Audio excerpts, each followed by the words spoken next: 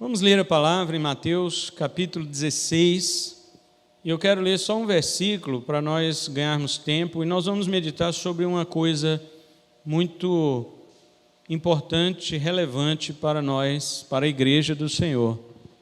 Nós vamos falar hoje sobre o Cristo confundido. Mateus 16, 20, diz assim: então ele ordenou a seus discípulos que não contassem a nenhum homem que ele era Jesus, o Cristo. Amém? Podem sentar, irmãos. Irmãos, fique bem atento hoje ao que nós vamos falar, porque existe uma questão muito evangelística no que eu vou dizer hoje à noite. Você pode observar que Jesus Cristo, quando ele ressuscita dentre os mortos, ele chama seus discípulos e ele dá uma ordem para seus discípulos. Esta ordem é conhecida como a grande comissão: ide por todo o mundo, fazei discípulo de todas as nações, batize estes discípulos em nome do Pai, do Filho e do Espírito Santo, e os ensine a guardar todas as coisas que vos tenho ordenado, e eis que estou convosco todos os dias até a consumação do século. Este é um grande mandamento, é uma grande comissão. Mas Jesus, curiosamente, proíbe seus discípulos de falar que ele é Jesus, o Cristo aqui. Nós acabamos de ler um versículo que Jesus diz: eu não quero que vocês falem que eu sou Jesus, o Cristo. E por que isto? Porque muitas vezes Jesus na palavra proíbe as pessoas de falarem sobre ele. Então, não é novidade para nenhum dos irmãos, ninguém, que os judeus sempre tiveram uma ideia confusa do Messias. Cristo é Messias, tá? Toda vez que falar Cristo, mesma coisa do Messias. Na realidade, o pensamento da época era o seguinte, confuso, porque misturava a visão terrena com a visão das profecias. Os profetas falavam sobre o Messias, mas todo israelita pensava que o cumprimento profético se daria nessa terra. O Messias viria sim para ser um rei. Ninguém disse que não. Jesus tinha que ser rei. Mas não era reinado terreno. Não era algo que exaltasse Israel acima de outras nações. Isso já tinha acontecido na época de Davi, a era áurea, né? Do rei Davi, do rei Salomão. Mas o sonho de Nabucodonosor, que os irmãos lembram em Daniel capítulo 2, este sonho que foi interpretado pelo profeta Daniel, mostra que o reino do Messias é um reino eterno e não de 1000 anos. Daniel falou, vinha uma pedra, né, rolando dos montes, uma pedra cortada, sem mãos, e ela caiu sobre a estátua, porque a estátua representava os reinos da terra. A pedra caiu sobre a estátua, quebrou toda ela, cobriu ela e encheu a terra. E Daniel interpretou dizendo que esta pedra é o reino do Deus eterno que durará para sempre, não é 1000 anos. Então, os discípulos não estavam isentos do mesmo erro dos israelitas de sua época. Por várias vezes eles confundiram Cristo e sua obra com as mesmas perspectivas de sua época. O próprio João Batista, que quando preso, chegou a questionar a messianidade de Jesus, conforme nós lemos em Mateus 11, verso 2 e 3, ele estava preso e mandou 2 discípulos, perguntarem para Jesus: tu és mesmo o Messias que devemos esperar, ou havemos de aguardar outro? Ele também não esteve isento deste pensamento cultural judaico de um reinado triunfante, porém terreno, do Messias.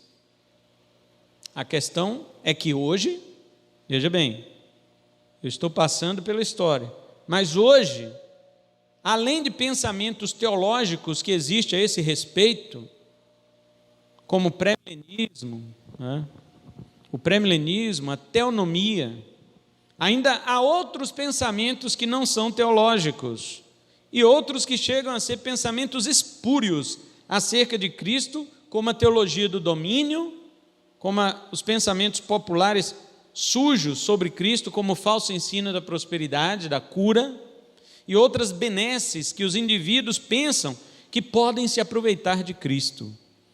Tudo isso, sendo teológico ou não, continua confundindo Cristo e sua obra. Presta atenção no título deste sermão: o Cristo confundido.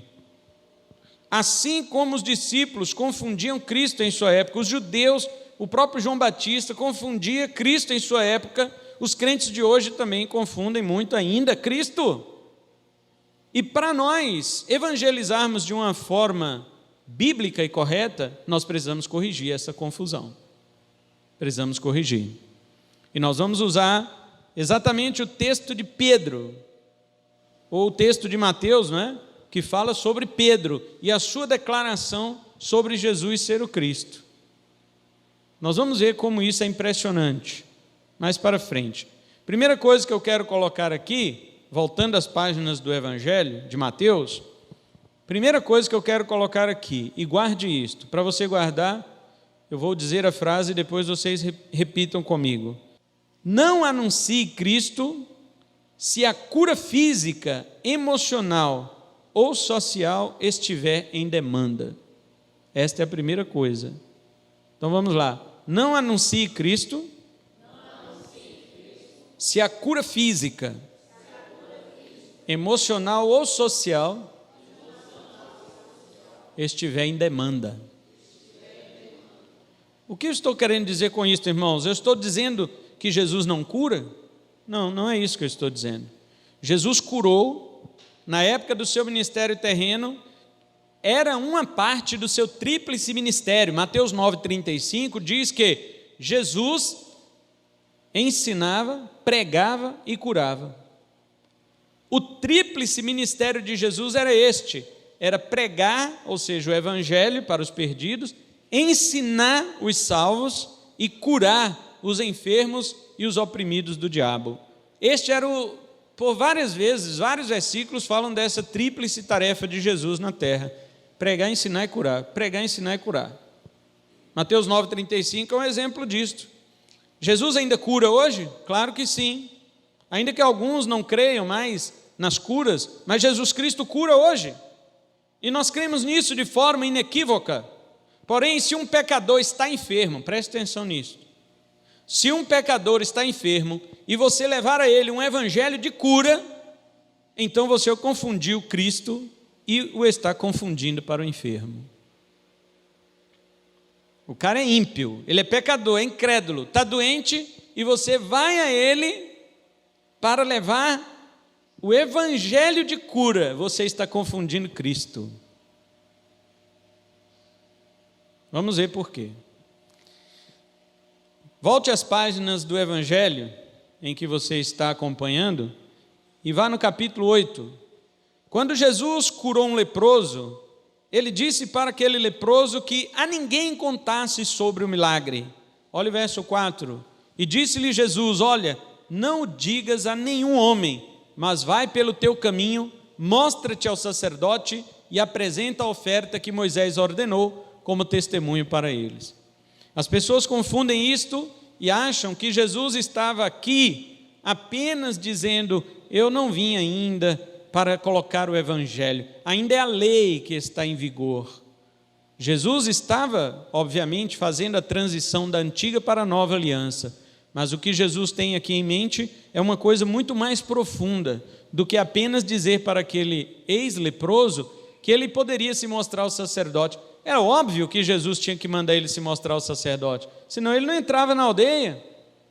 O sacerdote tinha que examinar a pele daquele homem, e ainda, depois de examinar a primeira vez, este homem tinha que voltar para fora do arraial e ficar mais 7 dias e voltar para ser analisado de novo. Era assim que a lei de Moisés dizia. Só então, depois de 7 dias, se a pele dele continuasse limpa, é que ele podia ser recebido na sociedade. Não é assim, na mesma hora que ele foi, já voltou para casa, não. Jesus estava dizendo isto para que ele passasse pelos trâmites da lei, assim como sempre Jesus disse que devemos obedecer à lei, mas Deus deve receber aquilo que é dele em primeiro lugar. Então Jesus está obedecendo a lei que existia na sua época. Nem a lei romana Jesus permitiu que as pessoas quebrassem. Jesus disse: dai a César o que é de César e a Deus o que é de Deus. Está vendo? Então isso aqui não é uma questão somente de Jesus estar dizendo: olha, eu não posso fazer nada porque a lei ainda está em vigor. Não. Ele disse em Lucas 16,16 que a lei e os profetas duraram até João. Se Jesus quisesse, ele podia ter rompido com tudo aquilo, mas ele fez isto para não dar motivo de escândalo e nem de tropeço, para não ser como os demais messias que apareciam naquela época e queriam fazer arruaça. Eles queriam libertar Israel através de bagunça, através de revoluções. Jesus não. Então ele caminhou organizadamente até mesmo para obedecer a Deus e a lei não ter do que acusá-lo. Ele disse para ele: pode ir. Vá no capítulo 9, porque Jesus no capítulo 9, lá no final, no verso 30, ele diz assim: para um cego que ele havia, 2 cegos que ele havia curado, e os seus olhos foram abertos, e Jesus rigorosamente lhes ordenou, dizendo: vede para que nenhum homem saiba disto. Por que Jesus proíbe o ex-leproso de contar sobre o milagre, proíbe o ex-cegos, os 2 ex-cegos, de contarem sobre o milagre, e também muitos outros enfermos que o seguiam em busca de curas, e Jesus realizava, e mesmo assim a advertência continuava? Vá lá no capítulo 12, olha os versos 15 e 16, que dizem assim: mas Jesus, sabendo disto, retirou-se dali, e grandes multidões o seguiam, e ele curou a todos, e os advertiu de que não deveriam fazê-lo conhecido. Está vendo? Meus irmãos, é necessário crer que Cristo cura, que Ele levou sobre si as nossas enfermidades. Jesus Cristo, quando Ele diz que não devem pronunciar ou falar sobre as curas que eles haviam recebido, é porque toda pessoa que se aproxima de Cristo começar a se interessar somente pelas curas, esta pessoa não está interessada no Evangelho. Ela se aproxima de Cristo com o foco na cura, mas ela não está interessada no Evangelho. E o Evangelho pode ser resumido em 2 palavras: o anúncio das boas novas para que a pessoa se arrependa de seus pecados e creia em Cristo unicamente como seu Senhor e Salvador. Mas muitas pessoas se aproximam de Cristo somente por causa da cura. A pessoa está sendo curada, pode até fazer parte da igreja, mas não será salva, exceto que ela se converta. Converter essas 2 coisas que eu falei: arrepender dos pecados e crer em Cristo. Se ela não passar por estes 2 processos, ela pode ser curada, mas ela não é salva. Então nunca use a cura como uma isca para você trazer o pecador a Cristo. O Evangelho já é poderoso em si mesmo e não precisa de pontes para atrair ninguém para a salvação. O que nós temos visto hoje são pessoas usando os enfermos como marketing. Eles dizem assim: vamos fazer uma grande cruzada em Vilhena, chame os enfermos. Não é isso? A primeira coisa que você ouve: isto é isca. Isto é usar as enfermidades como propaganda. Jesus proibia isto, exatamente porque Jesus sabia que quando a pessoa vai atrás de cura, ele não quer o Evangelho. Por isso que Jesus não deixava ninguém falar que ele havia curado. Você já se questionou isso quando você está lendo os Evangelhos e Jesus diz: não diga a ninguém? Você vai: por que Jesus fala para não dizer a ninguém? Porque as pessoas, quando dizem para outra: olha, Jesus me curou, as outras ficam interessadas nisso e vêm para ele só por causa disto. Isto não é o Evangelho. Jesus está dizendo: as curas fazem parte do Evangelho, mas elas não são o Evangelho. E as pessoas, para virem a mim, elas precisam vir pelo Evangelho do arrependimento e da fé, e não porque foram curadas, ou porque estão interessadas em ser. Vocês entenderam agora? Porque Jesus proibia que os curados falassem alguma coisa, porque eles iam confundir Cristo. E é isso que nós estamos pregando hoje, o Cristo confundido. Agora, por outro lado: pastor, então eu vou deixar de orar pelo enfermo, que não é crente, vir me pedir oração? Não. Ao falar sobre Cristo para alguém que é enfermo, é necessário orar por ela, para que ela seja curada também. Peça a Deus a cura física sobre ela, sim, mas veja agora a diferença de uma palavra que eu vou dizer. O milagre confirma o poder do Evangelho. Eu estou dizendo confirma, não substitui e nem completa. O Evangelho é poder de Deus completo. O Evangelho não precisa de cura para completar. O Evangelho não precisa de cura para substituir. mas o evangelho tem a cura para confirmar. É diferente. Agora vou salientar sobre a cura social. Falei da cura física, mas como nós repetimos aqui este primeiro ponto da mensagem, cura física, social e cura emocional das pessoas. Deixe-me falar da cura social rapidamente. O que é a cura do evangelho social? Deixe-me dizer para os irmãos, o evangelho social é aquele evangelho que olha para os pecadores por sua pobreza, que olha para os pecadores por sua minoria. Ele olha para os pecadores como sendo pessoas oprimidas. Isso te lembra alguma coisa? Na política, quem é que faz essa divisão no nosso país hoje entre minorias e os opressores? É a sociologia marxista que faz isto. Ela divide as classes para jogar uns contra os outros. Antigamente todo mundo, por exemplo, fazia piada de nordestino, de gaúcho, de negro, de gays, todo mundo fazia piada. Hoje, se você fizer uma piada sobre qualquer uma destas coisas, é considerado preconceito, é considerado fobia.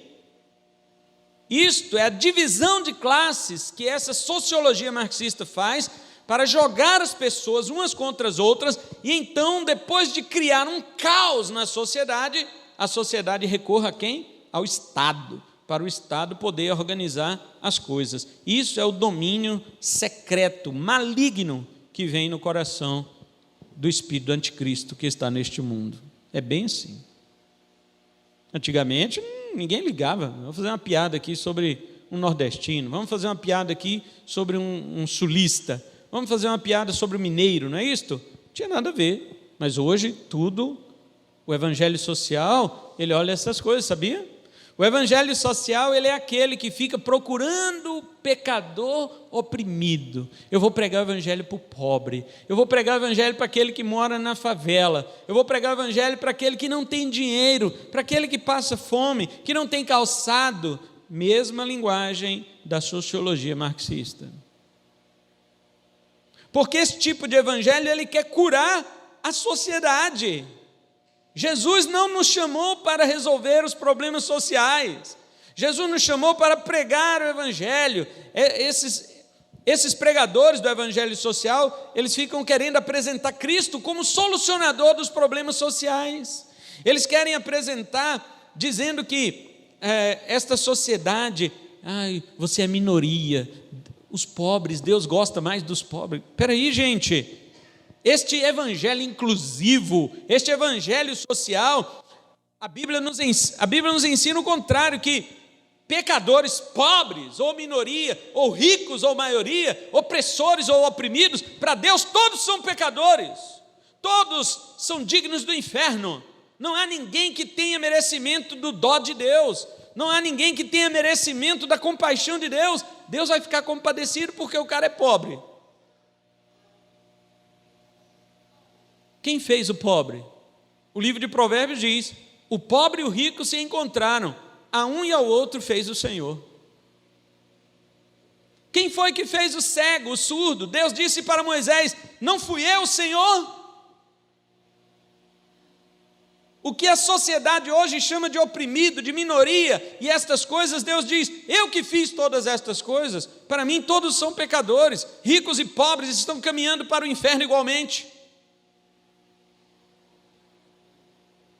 Então essa questão de necessidade material ou opressão social não torna, isso confunde Cristo. Lembra o tema da mensagem? O Cristo confundido? O evangelho social confunde Cristo para os pobres. Os pobres acham assim: acho que Deus gosta mais de mim porque eu sou uma pessoa pobre. Não, Deus está irado com todos os pecadores, independente se eles são pobres ou ricos. Viu onde falha essas pregações que querem torcer Cristo, confundir Cristo? Agora falo rapidamente dessa questão da cura emocional. Onde que nós estamos vendo hoje as curas emocionais? Os coaches. O que são os coaches? Eles não são pregadores. Eles tentam mostrar um valor psicológico para sofredores de depressão e complexos de inferioridade. E também confundem Cristo como um motivador. Sabe com quem começou isso aqui no Brasil? Um homem chamado Augusto Cury. Este homem começou a lançar livros, uma série de livros, falando o homem mais, eu não sei agora, não me lembro o adjetivo que ele usa, né? O homem mais inteligente que já existiu, o homem mais sábio que já existiu. E aí ele lançou uma série de vários livros, né? Como Jesus usava psicologia, como Jesus usava várias coisas, né? O homem mais impressionante que já existiu, alguma coisa assim, os livros dele. Augusto Cury começou a usar Jesus como um modelo de recuperação de problemas emocionais e psicológicos que as pessoas têm, porque ele é um psiquiatra, né? Um psicanalista, não sei. Ele é. E ele usa Jesus como modelo para isto. E as pessoas abraçaram, colocaram Augusto Cury nas igrejas para dar palestras como se fosse um pregador. Mas não é um cristão, não é um pregador. É uma pessoa que se admirou com Jesus, mas o confundiu. Jesus perguntou aqui para os discípulos: quem dizem os homens que eu sou? Ah, uns dizem que o Senhor é Jeremias, aí um dos profetas, até João Batista, estão falando que o Senhor é. E Jesus: mas vós, quem dizeis que eu sou? Está vendo? As pessoas hoje também confundem Jesus com um grande psicólogo. As pessoas confundem Jesus com um grande sociólogo. Não! Jesus é o Cristo, Filho do Deus vivo.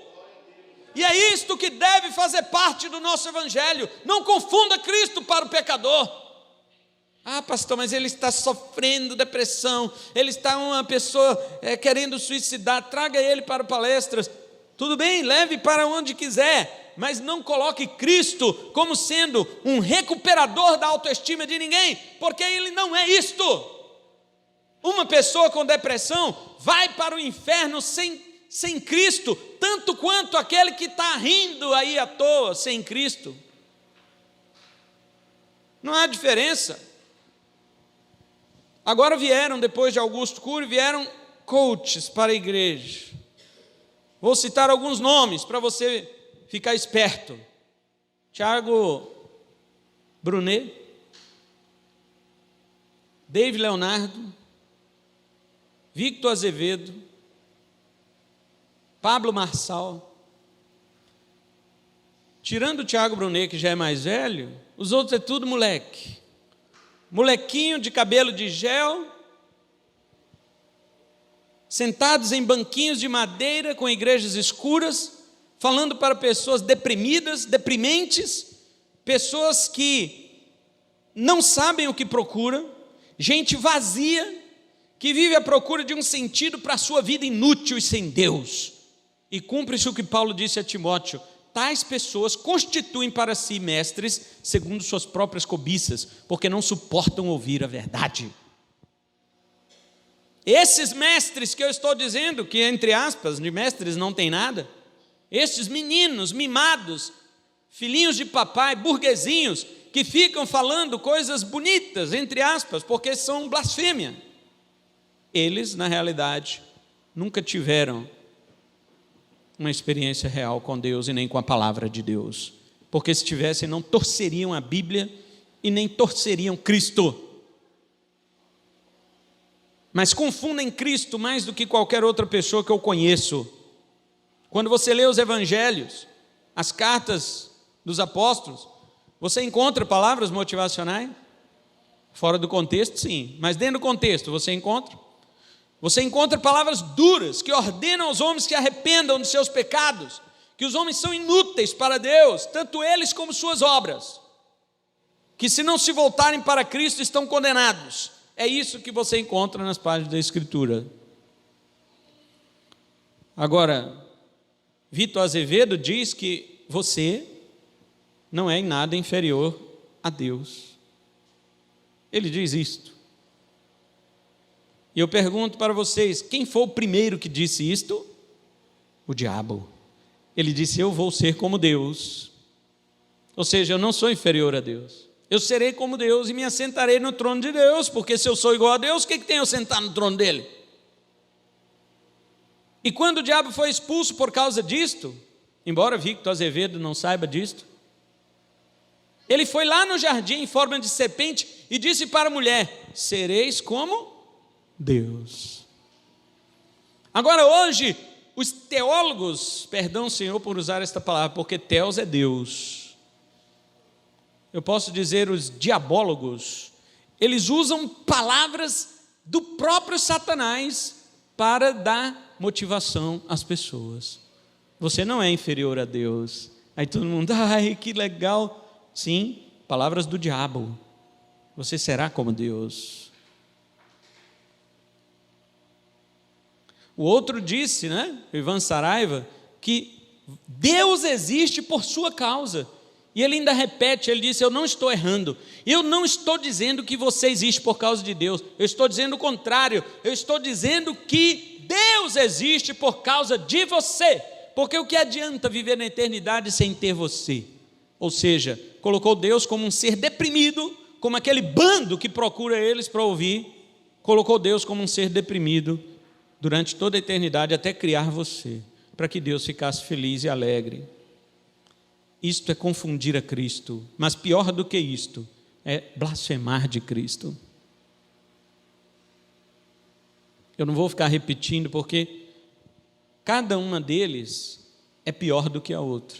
Pablo Marçal fez quase uma sessão espírita dentro de um auditório que ele estava dando palestra, porque um ouvinte lá disse para ele: meu irmão morreu e eu não perdoei ele, como é que eu faço agora?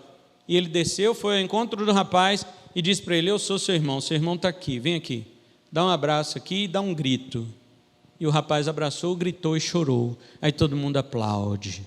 Espiritismo.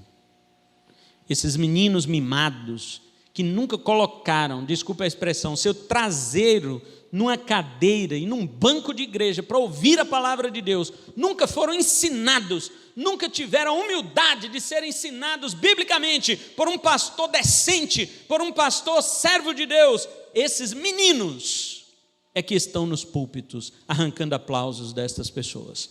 E o pior é que eu vejo crentes da nossa igreja publicando os vídeos deles.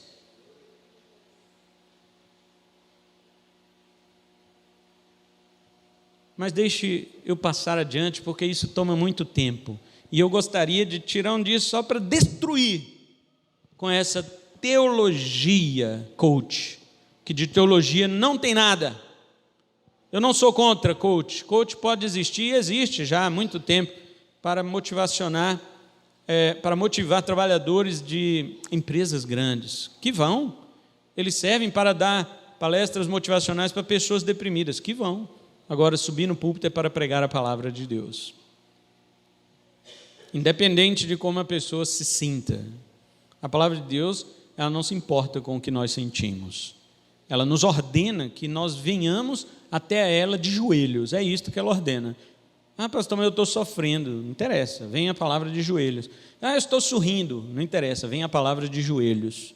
É isto que a Bíblia ordena. Ah, eu sou rico. Vem a palavra de joelhos. Ah, eu sou pobre. Vem a palavra de joelhos. É isto. Não interessa. Mas deixe-me passar ao segundo ponto. Não anuncie Cristo se o poder terreno estiver em demanda. Diga isto comigo. Não anuncie Cristo se o poder terreno estiver em demanda. Amém. Não confunda isso com algumas frases dos enganadores. Eles falam, sabe o quê? Eles dizem: não, mas nós vamos conquistar para Deus. Aí quando põe Deus no meio, todo crente vai atrás. Não, pastor, mas ele está conquistando para Deus. Não. Outros dizem: vamos dominar para a glória de Deus. Coloca a glória de Deus, aí todo mundo fica: não, mas se foi para a glória de Deus, amém. Existe pecado para a glória de Deus? Deus pode transformar os pecados para a sua glória? Mas nós somos proibidos disso. Deus pode mexer com o pecado sem se contaminar, nós não. A palavra nos proíbe a mexer com o mal. Apartai-vos do mal. Mas para Deus não. Deus pode trabalhar com o mal e com o bem do jeito que Ele quer e Ele não se contamina, mas nós nos contaminamos. Por isso somos proibidos. Não confunda. Estas frases parecidas com isso que eu disse, não é nada de legítimo. ainda que se utilize o nome de Deus ou do seu Filho para iludir os ignorantes. Rejeite até teologias que reduzam o reino de Cristo a este mundo, ainda que seja por um momento. Observe no capítulo que nós lemos, 16 de Mateus, que Pedro confessou a Cristo corretamente, por revelação do Pai. Veja o verso 17. E Jesus respondendo disse: abençoado és tu, Simão Barjonas, pois carne e sangue não revelaram isso a ti, mas o meu Pai que está no céu. Revelou o quê? Que Jesus é o Cristo, o Filho do Deus vivo. Pedro confessou isto por revelação, irmãos. Guarde isto. Pedro não confessou isso porque ele sabia, não. Ele confessou porque o Pai revelou a ele. Não foi por carne e sangue, não foi pelo próprio Pedro que ele disse esta confissão. Ele falou esta confissão porque o Pai revelou. Porém, a mente humana de Pedro ainda estava corrompida. Mesmo Pedro falando a verdade sobre Cristo, a mente dele estava corrompida, irmãos. Há duas provas disso no contexto que se segue. A primeira é que ele tentou dissuadir Jesus de sua missão triunfal, que era a cruz. Porém, na cabeça de Pedro era conquista terrena. Jesus fala bem assim, ele diz assim, verso 21, desde esse tempo começou a Jesus mostrar aos seus discípulos que deveria ir a Jerusalém e sofrer muitas coisas dos anciãos e dos principais sacerdotes e escribas, e ser morto e ressuscitar ao terceiro dia. 22, e Pedro, tomando, começou a repreendê-lo, dizendo: longe de ti, Senhor, isso não será para ti. Veja, meus irmãos, Pedro usou coach com Jesus. Não, você é filho de Deus, nada disso vai te acontecer. Olha, queridos irmãos, ainda que ele tivesse dito que Jesus é o Cristo de Deus, o pensamento de Pedro estava engessado nessa terra. O pensamento dele, esta é a primeira prova, que quando Jesus falou da cruz, Pedro tentou tirar. A segunda prova é que ele não conseguiu ver superioridade de Cristo sobre Moisés e Elias no Monte da Transfiguração. Está no próximo capítulo aí, 17. Quando aparece Moisés e Elias diante de Jesus na Transfiguração, olha o verso 4. Então respondendo Pedro disse a Jesus: Senhor, é bom estarmos aqui, se queres, façamos aqui 3 tabernáculos, um para ti, um para Moisés e um para Elias. Qual a diferença que tinha de Jesus, de Moisés e Elias para Pedro? Nenhuma. Ele achou que os 3 estavam no pé de igualdade. Foi necessário, no verso 5, o Pai intervir com uma nuvem que baixou sobre eles, eles caíram por terra, e a voz do Pai disse: este aí é que é meu filho amado, escutem a ele, não escutem Moisés e não escutem Elias. E eles ficaram tomados de pavor. Cristo confundido. Ué, mas Pedro não tinha acabado de falar que ele era o Cristo, filho do Deus vivo? Por que que Pedro ainda acha que ele é do tamanho de Moisés e Elias?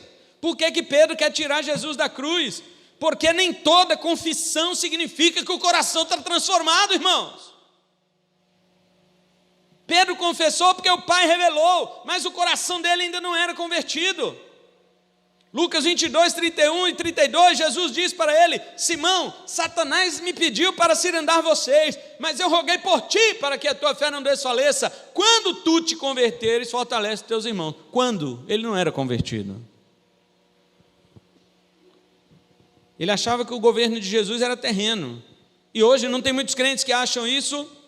Algumas interpretações teológicas, outras espúrias. As teológicas são pré-milenismo, pós-milenismo e teonomia. E as espúrias são os ensinos da prosperidade e teologia do domínio. Vou explicar rapidamente para os irmãos.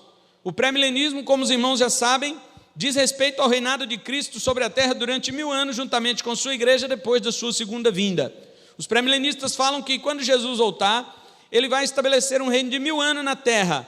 É uma interpretação literal, exalta Israel a um nível descabido, totalmente fora da teologia paulina, porque Paulo diz em Efésios 2,14 que dos 2 povos Deus já fez um, que ele já derrubou a parede de separação, que não existe mais esse negócio de Israel e gentil. Hoje, quem realmente quer ser o povo de Deus, que se converta dos seus pecados, é isso que Paulo diz, não há mais 2 povos, agora há apenas um. Mas os pré-milenistas insistem em exaltar Israel acima das demais nações, contradizendo a doutrina do apóstolo Paulo. E eles ainda contradizem a doutrina da ressurreição dos mortos, dizendo que a ressurreição acontecerá em 2 etapas. Eles dizem assim: quando Cristo voltar, os justos ressuscitarão, e só depois de 1000 anos é que os ímpios vão ressuscitar. Não é isto que os pré-milenistas ensinam? Porém, leia Apocalipse 1, verso 7, lá está escrito que: eis que vem com as nuvens, e todo olho verá, até os que o traspassaram. Veja, os que traspassaram Jesus não são ímpios? E como o texto está dizendo que na vinda de Jesus os ímpios verão? E como os pré-milenistas dizem que os ímpios não vão ressuscitar? Só vão ressuscitar depois de 1000 anos. Viu? Viu como esta doutrina não cabe dentro da Bíblia? Se quem traspassou Jesus é ímpio e vai vê-lo quando ele voltar, que é o que diz a Bíblia, então eles ressuscitarão. Mas os pré dizem que não. Eles têm que aguardar um reinado de 1000 anos de Jesus na terra para depois eles ressuscitarem. O que é isto, meus irmãos? Isto é transferir um reino eterno para um reino temporal. Isto é confundir Cristo. O pós-milenismo é outra doutrina que também não se sustenta dentro da palavra. O que diz o pós-milenista? Ele fala que é o contrário do pré-milenismo. O pré-milenismo diz que Cristo vem para reinar 1000 anos na terra. O pós-milenismo diz que não. A igreja conquista a terra com o evangelho. Sem Cristo vir, nós conquistamos. Quase todo mundo vai converter para o cristianismo. E viveremos longuíssimos anos de paz. Só depois desses longos anos é que Cristo virá. Pós-milenismo, por causa disso. Nós vamos viver um milênio sem Cristo aqui, só pregando o evangelho e ganhando alma, ganhando alma, ganhando alma, ganhando alma, ganhando alma. Aí quando o mundo quase todo já tiver alcançado para Cristo e vivermos em paz aqui na terra, é que Cristo volta então para instituir o juízo final. Isso é o pós-milenismo. Mas eu pergunto para os irmãos, a pregação do evangelho, ela alcança mais pessoas ou menos pessoas à medida que a vinda de Cristo se aproxima? Menos pessoas, irmãos. O número dos eleitos vai se completando, menos pessoas serão alcançadas, e a palavra de Deus mostra isto. A palavra de Deus, ela não diz que nós iremos conquistar o mundo, ela diz que a iniquidade se multiplicará, o amor de muitos se esfriará, e ela diz de quase todos. Então esse negócio de que na terra nós vamos governar confunde Cristo. A Bíblia não diz isto. De fato, o evangelho será pregado a todas as nações, Mateus 24, 12. Mas dizer que as nações aceitarão, a Bíblia diz o contrário. Elas negarão. E teonomia, o que é isto? Theos é Deus, nomia é lei. Ela se parece com o pós-milenismo, tanto que em geral os teonomistas são pós-milenistas. Eles são otimistas quanto à aceitação da futura geração em relação ao evangelho e o poder do crescimento da igreja na terra. A diferença é que os teonomistas sugerem que os crentes, desde já, devem se interferir em assuntos políticos, diplomáticos, jurídicos, etc., a fim de que estabeleça-se leis cristãs para o regimento do mundo. Veja o que eles ensinam. Eles ensinam o seguinte: você, como crente, devia estar estudando direito para ser um juiz, entendeu? Você, como crente, devia estar sendo um político para entrar nas diplomacias, para entrar na política do seu país, no governo, nas assembleias, né, para estabelecer leis e fazer leis bíblicas, para que o nosso país seja guiado pela Bíblia. Por isso chama teonomia, lei de Deus, né? Mais uma vez, porém, a Bíblia não nos ensina que devemos inserir a lei cristã na política do país em que nós vivemos. Não existe isso na Bíblia. A Bíblia diz que devemos nos sujeitar às leis que existem. Claro que não vamos nos sujeitar se elas entrarem em conflito com a lei de Deus que governa o nosso coração. Existe teonomia? Existe. Mas a teonomia existe no coração dos eleitos e não aí fora. Aí fora será o governo dos homens, porque o mundo jaz no maligno até Jesus voltar. Um homem chamado Abraham Kuyper, este homem era holandês e ele ensinou uma doutrina que foi conhecida posteriormente como neocalvinismo. Neocalvinismo significa um novo calvinismo, a visão de um calvinista que entra na política, porque ele foi primeiro-ministro, né? Ele foi primeiro-ministro da Holanda, ele deu várias palestras nos Estados Unidos sobre isto.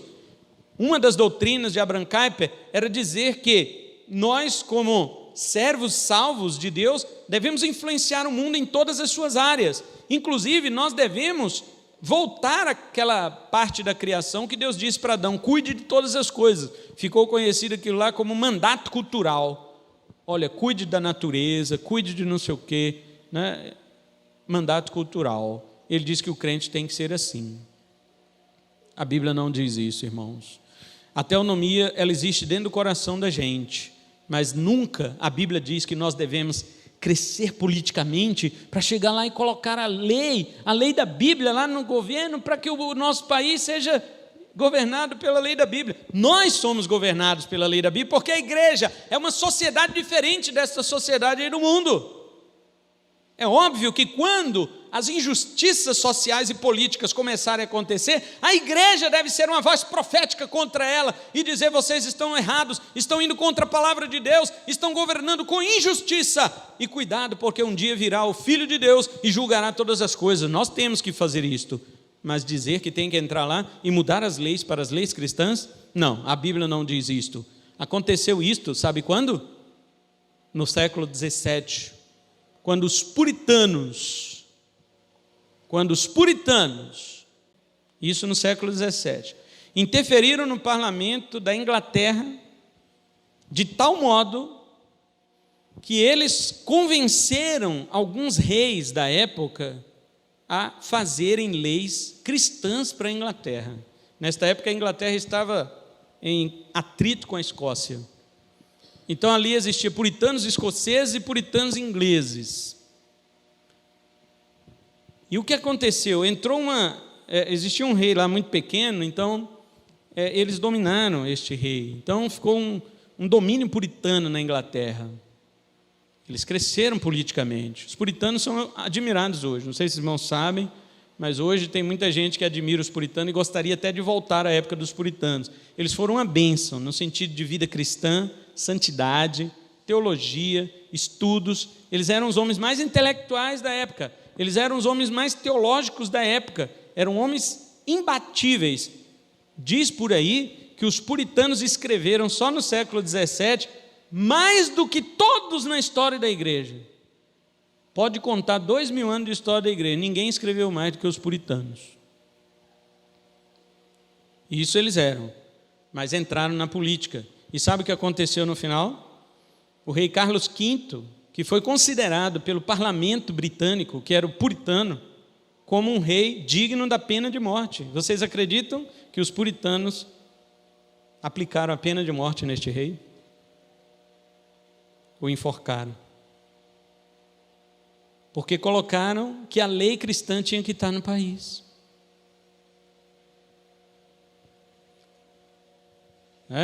Então há limites para estas coisas.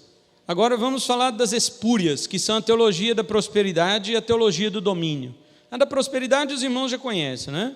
Agora, do domínio, o que é isto? Pode se confundir com a teonomia. A doutrina da prosperidade é que deu origem à teologia do domínio. E ela diz que a igreja deve se infiltrar e dominar todos os aspectos da sociedade, não somente a política, mas também a economia, mídia, cultura, etc. Olha só, a teonomia fala que devemos inserir na política para elaborar leis cristãs. A teologia do domínio, ela vai além. Ela diz que devemos interferir em todas as áreas da sociedade, todas. Arte, cultura, devemos interferir na televisão, na política, devemos interferir na educação, na cultura, devemos interferir na diversão. Tudo deve ter o dedo dos evangélicos. E nós estamos vivendo isso hoje aqui no país, numa tentativa ainda silenciosa, mas que já não está mais tão silenciosa assim. Existe um livro chamado Os Sete Montes, escrito por um apóstolo chamado Fernando Guilhem, e ele escreveu dizendo que estes 7 montes são as 7 áreas da sociedade que a igreja deve interferir para que nós dominemos o Brasil. Nós devemos dominar o Brasil. Televisão tem que ser nossa, lazer tem que ser nosso, cultura tem que ser nossa, educação tem que ser nossa, política tem que ser nossa, tudo tem que ser nosso. Isso se chama teologia do domínio, começado também a ensinar por Myles Munroe, que foi aquele homem das Ilhas Bahamas, que morreu no acidente de avião. Ele que começou a dizer que o reino de Deus tinha que vir para a terra. E aí Silas Malafaia e outros começaram a divulgar as pregações deste homem no Brasil. E como já não bastasse a teologia da prosperidade com as igrejas neopentecostais, que foi crescendo e muito mais do que somente nas igrejas Universal e outras, muito mais do que isso. Há muitas outras igrejas que são neopentecostais hoje, que não tem nada a ver com Universal, com Mundial, nada. Lagoinha, Sara Nossa Terra, várias comunidades. Muitas igrejas hoje são consideradas neopentecostais, quadrangular. Muitas igrejas hoje são consideradas esse tipo de igreja que quer fazer o domínio da teologia um domínio. Isto é um erro, isto é confundir Cristo. Veja, o pré-milenismo pensa isso também, porém de uma forma teológica. O pós-milenismo também quer dominar a terra, mas de uma forma teológica. Agora, a teologia do domínio é descarada. Ela vem claramente tentando infiltrar na sociedade, dizendo que a igreja, ela tem que dominar tudo. Meus irmãos, estas coisas não são apenas inexistentes na Bíblia, como também são proibidas. Jesus disse a Pilatos, João 18:36, o meu reino não é deste mundo. Que dificuldade tem que entender uma palavra dessa, irmãos? O meu reino não é deste mundo. O apóstolo Paulo disse em Romanos 14:17, o reino de Deus não é comida e nem bebida, mas o quê? Justiça primeiro, segundo paz, porque você não pode ter paz sem justiça. Justificados pela fé temos paz com Deus, e então isso produz o quê? Alegria no Espírito Santo. Aleluia! É isto que é o reino de Deus, é o homem ser justificado pela fé, ter paz com Deus, e então ser um homem alegre. Porque minha alegria não é pelo que eu tenho, minha alegria é pelo que eu alcancei, pela misericórdia de Deus, que é salvação. Agora os caras vêm colocando isto, anunciando Cristo por causa da prosperidade, por causa de solução de problemas sociais, políticos, domínio evangélico no mundo, estas coisas de, vamos resgatar a autoestima, estas coisas confundem Cristo, dá a impressão de que Ele vai governar o mundo fisicamente, para ter que provar alguma coisa para alguém. Irmãos, me suportem o último ponto que eu quero falar. Porque eu falei duas maneiras que você não deve anunciar Cristo. Não anuncie Cristo se tiver em vista cura física, social ou emocional. Não anuncie Cristo se tiver em vista o poder terreno. Então eu quero encerrar dizendo, anuncie o Cristo crucificado e ressurreto. Diga comigo, anuncie o Cristo crucificado e ressurreto. A confissão correta sobre Cristo é importante. Pedro fez a confissão correta, não foi? Tu és o Cristo, o Filho do Deus vivo. Mas isso não define se vem do coração. Pedro confessou a Jesus, mas logo após o censurou, quando Jesus disse que ia morrer e ressuscitar. Irmãos, a mente humana ela é capaz de repetir coisas corretas sobre qualquer coisa. Basta ouvir sobre aquilo, inclusive coisas certas sobre Deus. Tem um monte de crente que fala um monte de coisa certa sobre Deus. Isso quer dizer alguma coisa? Isso mostra o coração? Deixe-me dar um exemplo oposto. Vamos supor que Cristo tivesse cedido a Pedro. Vamos esquecer aqui o que a Bíblia relata, né? Ainda bem que ele não cedeu. Mas vamos supor que Cristo tivesse cedido a Pedro, que na verdade era cedido a Satanás, né? Vamos supor que Cristo fale assim, Pedro, que maravilhoso coach que você foi comigo aqui. Você foi um verdadeiro David Leonardo aqui comigo. Você foi um verdadeiro Tiago Brunet. Eu desisti de ir para a cruz, porque se não fosse tua autoestima sobre mim, eu ia morrer envergonhado. Mas não, agora você levantou minha autoestima, Pedro, eu não vou para a cruz. Pedro ia sair dali todo satisfeito, ele ganhou Jesus, veja, não é Jesus que ia ganhar Pedro, Pedro ganhou Jesus. Então, qual seria a pregação de Pedro mais tarde? Você lembra a pregação de Pedro? Abra a sua Bíblia, Atos, capítulo 3, por favor. Atos, capítulo 2, é a pregação do apóstolo Pedro. Quando ele prega no dia de Pentecostes em Jerusalém, onde quase 3.000 pessoas se convertem e são batizadas, está do verso 14 até o 41, nós não vamos ler, obviamente, mas você deve ler em casa. Agora eu pergunto, Pedro teria pregado sobre o Cristo crucificado e ressurreto? Olha o verso 23 e 24, ele diz assim: a este, ou seja, a este Jesus, entregado pelo determinado conselho e presciência de Deus, tomando vós pelas mãos perversas o crucificastes e o matastes. Ou seja, falou do Cristo crucificado. Ao 24, ao qual Deus ressuscitou, rompendo os portões da morte, porque não era possível que ele fosse retido por ela. É o Cristo ressurreto. Aleluia! Esta é a pregação. Esta é a pregação, verso 32 e o verso 36.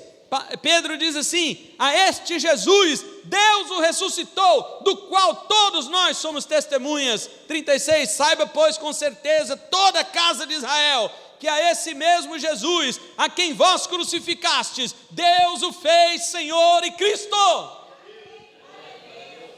Esta é a pregação do Evangelho.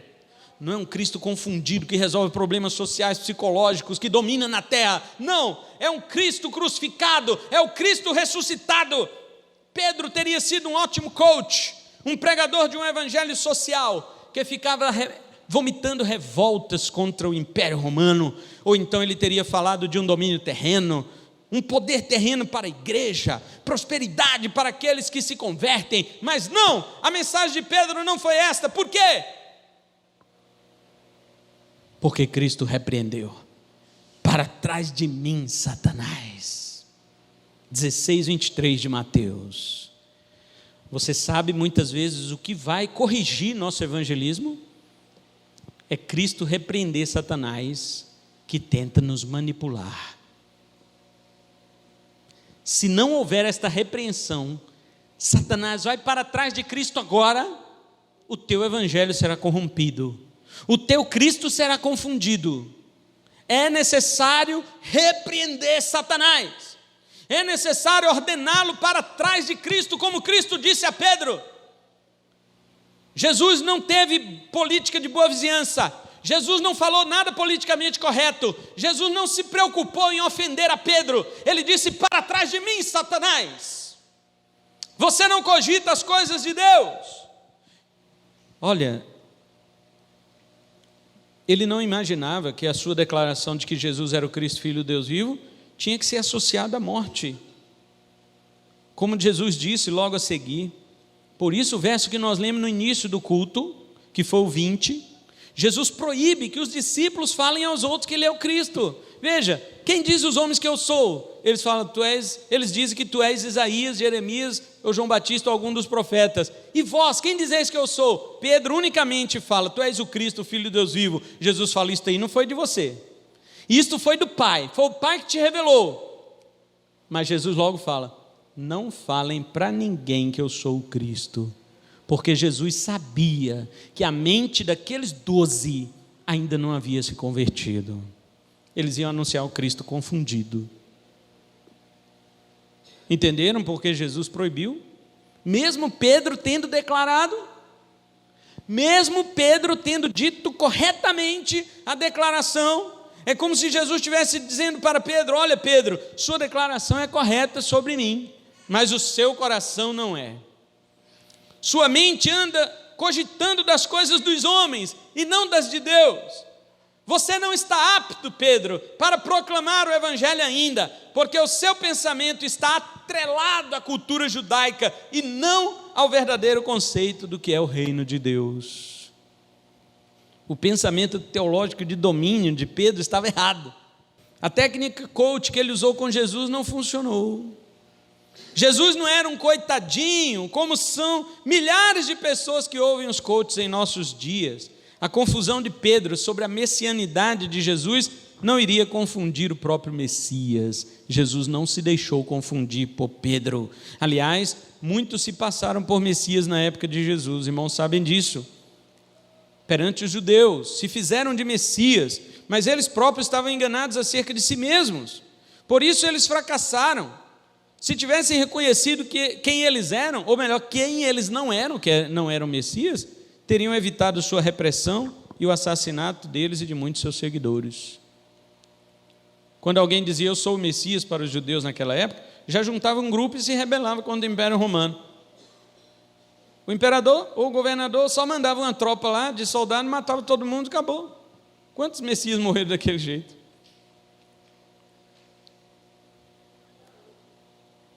Encerra a mensagem de hoje dizendo: Paulo disse aos Coríntios: nada me propõe a saber entre vós a não ser Cristo e este crucificado.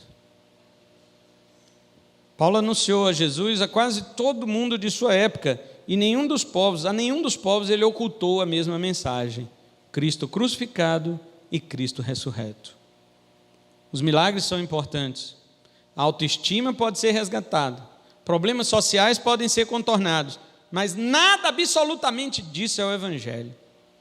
O Evangelho é Cristo crucificado e Cristo ressurreto. Aos irmãos me perguntam: pastor, mas por que Cristo crucificado e ressurreto? Não seria melhor um evangelho de um Cristo vencedor e rei? Não seria mais bonito um evangelho de Cristo dominante? Por que evangelho tem que ser Cristo crucificado? Por que evangelho tem que ser essa vergonha? E eu explico finalizando para os irmãos. Porque a morte de Cristo não foi um martírio. Cristo não veio por um ideal, como eles dizem por aí. Ele veio porque havia ovelhas perdidas e ele queria resgatar. E como elas estavam perdidas em seus pecados, não havia outra forma de resgate a não ser pagando pelos pecados delas. E Jesus, conhecendo seu Pai, a exigência justa e santa do seu Pai com relação ao pecado não era outra coisa a não ser a morte. Porém, a morte das ovelhas não resolveria o problema. Ora, pastor, se o salário do pecado é a morte, por que em vez de nós morrermos, Jesus que teve que morrer? Porque se nós morrêssemos a morte dos nossos pecados, nós ressuscitaríamos para a morte eterna e não para a vida eterna. Por quê? Quem morreu foi pecador. Sangue derramado foi sangue sujo. Se Deus executasse a nós, apenas satisfaria a ira de Deus, mas não restauraria a comunhão. Para restaurar a comunhão, o sangue tem que ser puro. Por isso que você toma ceia. Aquele sangue não representa o seu e nem o meu, porque nosso sangue é impuro. Aquele sangue representa o de Cristo, que é sangue puro, sangue impecável, sangue justo. E quando nós tomamos ele, nós estamos nos purificando. É um simbolismo da nossa purificação. Porque se nós morrêssemos pelos nossos pecados, ressuscitaríamos para a morte eterna. Mas quando falamos de Cristo é diferente. Ele nunca pecou e nunca mereceu a morte. Quando ele se lançou à morte, ele o fez por amor destas ovelhas perdidas. Ele cobriu todas as ovelhas do Pai. Todas as ovelhas ele cobriu da ira do Pai. O Pai ia derramar a ira sobre todos, e Jesus cobriu suas ovelhas, e a ira do Pai caiu sobre ele, caiu atingindo apenas ele, enquanto ele protegia na cruz as suas ovelhas que viriam a crer nele. Por isso que o Pai ressuscitou o Filho, porque ele não morreu pelos seus pecados, porque não tinha, ele morreu depois de uma vida justa, perfeita, mas morreu no lugar dos pecadores. Por isso que ele ressuscitou, e assim como ele venceu a morte, todo aquele que nele crê, ainda que morra, viverá, e todo aquele que crê não morrerá eternamente. João 11, 25 e 26. É por isto que o Evangelho é Cristo crucificado. É porque trata de pecado. Não trata assim de domínio, trata de pecado. O Evangelho é Cristo crucificado porque trata da ira de Deus, não é da alegria de Deus. Quando pregar o Evangelho, lembre-se que a pessoa que está ouvindo é um pecador perdido. Ele não é um súdito de um reino maravilhoso na terra durante 1000 anos, não. Ele é um pecador. Então, quando pregar, exija que o ouvinte reconheça Cristo como Senhor e Salvador de sua vida e se arrependa de seus pecados. Não tem nada de cura, de autoestima, de tirar da pobreza, do bullying, da minoria, nada de reino terreno, nada de prosperidade, nada de domínio político. O que existe é vida eterna, com os pecados perdoados para sempre. Este é o Cristo que deve ser anunciado, é o Cristo crucificado e ressurreto. Vamos ficar de pé. e vamos orar.